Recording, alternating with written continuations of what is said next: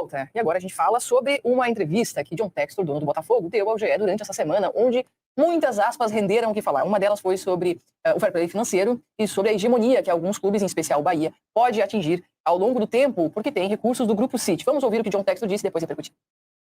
If we don't do something about financial fair play here, and it should be a salary cap, because we can do it. We don't have the problems that Europe would have with a salary cap. We can do a self-contained.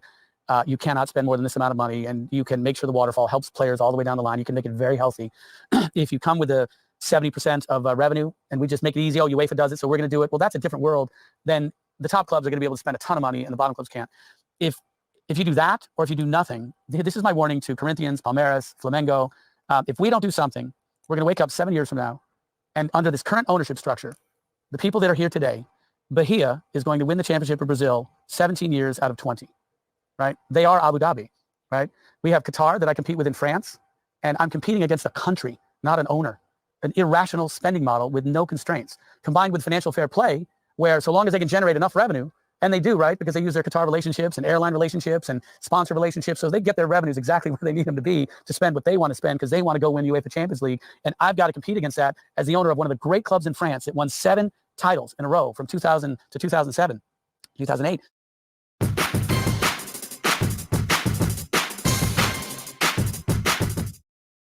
E entra na bancada pra gente Ilan Simões para comentar esse assunto, Ilan. Bom dia para você. Primeiro explica pra gente, Ilan, como é que é essa situação do fair play financeiro no resto do mundo em relação ao Brasil. As regras diferem de liga para liga, né?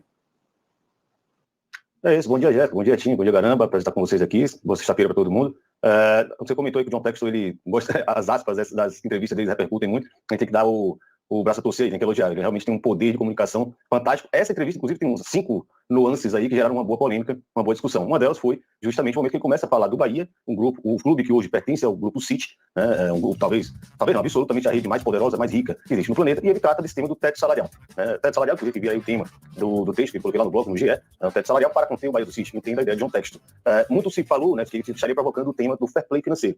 O que Textor fala justamente nessa entrevista é de que, para ele, o fair play financeiro, como se entende na Europa, e em alguns países em específico, ele não seria o suficiente para a realidade brasileira, não seria ideal para a realidade brasileira. Portanto, ele entende que é preciso criar dentro aqui do Brasil, obviamente, em caso saia uma liga de clubes, né, como tem demorado a acontecer, surgir aí o tal do teto salarial, salary cap, né, que é um modelo bem diferente. Eu discuto em maiores detalhes lá no texto, no blog, mas o importante aqui é a gente entender o seguinte: o teto salarial não é algo comum no futebol como um todo, só ali na Liga Americana, alguns exemplos na Oceania, mas o fair play financeiro, sim, é o que já vem sendo praticado no futebol europeu pelo menos há 15 anos, com um destaque que a gente precisa dar à Liga Espanhola, que há 10 anos começou a implantar um limite de custo de plantel, que envolve tanto um limite de investimentos em salário, quanto o limite de investimento em transferências. Né? Mas é um modelo bem diferente e também Textor provavelmente não acha que é esse o modelo a ser aplicado. O que fica muito forte dessa entrevista dele é de que o que ele sugere como teto salarial é um modelo de controle financeiro, de regulação financeira, que busca equilíbrio nesse contexto do futebol, que não afeta o tipo de investimento que ele faz no Botafogo, né? Mas afeta de alguma forma a capacidade do Grupo City de sobrepor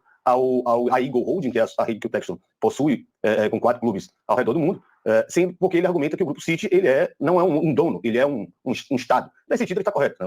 O Grupo City ele é propriedade do Emirado de Abu Dhabi, que faz parte dos Emirados Árabes Unidos, né? Algumas empresas vinculadas aos recursos estatais, de fato, do Emirado de Abu Dhabi, elas são subsidiárias uma da outra, e dentre essas subsidiárias está o Grupo City, com seus 13 clubes, mais alguns parceiros ao redor do mundo. Então, esse debate é interessantíssimo, obviamente, o Textor encontra aí um centro de oportunidade de trazer esse debate, mas me parece que no Brasil esse tipo de assunto de salary cap, o fair play financeiro está muito longe da realidade, Jéssica.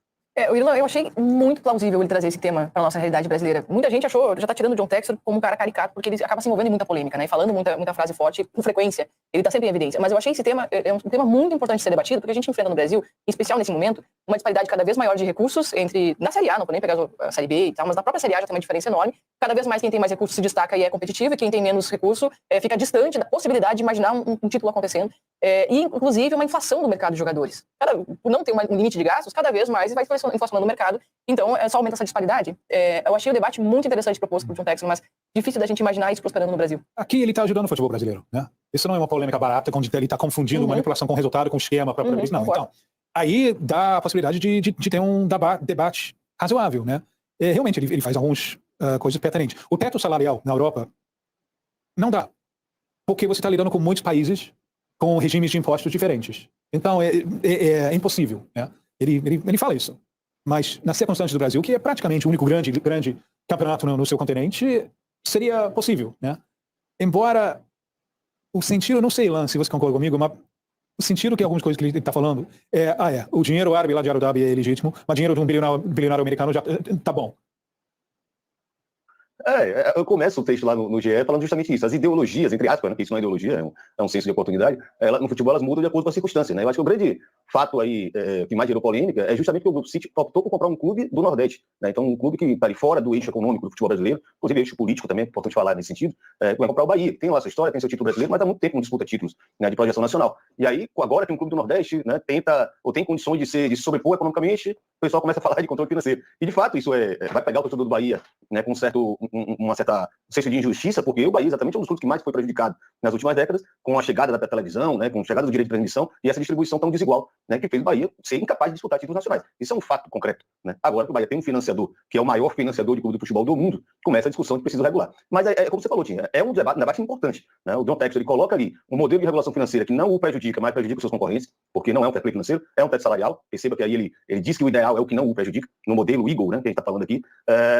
Mas, assim, é um debate importante, não necessariamente para discutir quem vai ganhar os títulos. É um debate importante para garantir que os clubes que não têm um mecenas, que não têm um proprietário bilionário, que não têm um patrono, não tem um Estado por trás, não tem um grande mantenedor, eles não têm condições de disputar, de se manter vivos, né, de garantir a sua sustentabilidade financeira, caso esses clubes que têm um patrão aí, que tem alguém bilionário por trás, continuem investindo tão alto, porque é o que a Jéssica falou, o efeito da hiperinflação salarial, ele é um efeito cascata. O cara lá, na ponta da pirâmide, ele começa a investir muito alto em salários, todo o resto da pirâmide vai começar a aumentar esse valor de salário. E aí os clubes que não têm dinheiro, eles realmente vão, ou vão quebrar, ou vão se hiperendividar também, ou vão ter algum tipo de problema muito sério. E essa foi a razão principal, é importante frisar, de La Liga ter implantado o atual modelo de controle financeiro dele. Não é para garantir que todo mundo disputasse nas cabeças com o Real e Barça, é para garantir que nenhum clube quebrasse mais. Os clubes estavam tão endividados, especialmente com bancos públicos, né, que foi necessário tomar uma decisão. E convenhamos, os números, né, de redução de dívida de La Liga são fantásticos. Aí a gente tem que dar um abraço para o de Javier Tebas também, que é outro sujeito bem criticável, mas ele acertou nesse ponto. Os clubes espanhóis hoje, das grandes ligas, são os mais arrumadinhos financeiramente.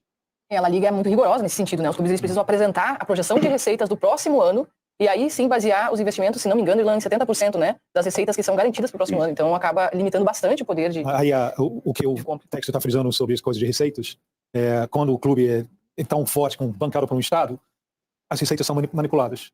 Então, o só pode gastar 70%, mas aquela 70% é uma consequência de uma coisa manipulada por uma cadeia de empresas aí.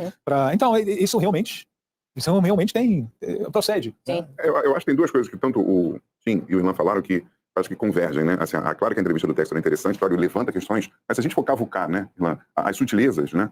Por exemplo, isso do Bahia, para mim, é abissal. Assim. O Bahia, como outros times do Nordeste, por causa até da própria história do futebol brasileiro, eles encararam primeiro um eixo Rio-São Paulo fortíssimo e que ignorava, né, os times do Nordeste e Norte. Depois você tem uma cauda aí com os times do Sul e os times de Minas que entram nesse clube dos poderosos. E os nordestinos continuam lá, entendeu? À margem da história, né? O Bahia consegue ser campeão em 88, numa época que ainda havia um pouquinho mais de equilíbrio, mas a coisa degringolou completamente. E, ao mesmo tempo, com a questão que o Tim coloca, é exatamente isso. Então, vamos cavucar? Então, por exemplo, tudo bem, fair play financeiro, clubes geridos por países, mas e o conceito de grupo? E o conceito de grupo? O Textor tem 4 times. Ele muitas vezes faz operações triangulares de contratação. Não são ilegais, mas você pode questionar. Né? E o Luiz Henrique é uma das maiores contratações do futebol brasileiro. Então, assim, às vezes é delicado só nesse sentido. Vamos cavucar, então. Se é para a gente ir atrás de uma isonomia, de uma maior competição, vamos pensar em vários outros aspectos. Interessante seria se suscitasse um debate pleno entre os clubes, né, a fim de realmente melhorar o produto, mas a gente não consegue, a gente vê os clubes batendo cabeça para resolver coisas bem mais simples, como essa nova liga, como o calendário. Sim. Imagina, é algo tão profundo assim. Irlan Simões, agradeço a participação aqui no Redação, um abraço para você. Agora, então, é hora de atualizar o lado do fogão. Mais uma vez, Rafa Marques Talk Show, trazendo o lado do Botafogo. Se quiser, eu falo do bom sucesso também, viu, mas não tá merecendo não. É isso, o Botafogo se preparando para o jogo de amanhã, 6h30, contra a equipe do Internacional. Aliás, é importante dizer que já temos 20 mil ingressos no dia, que é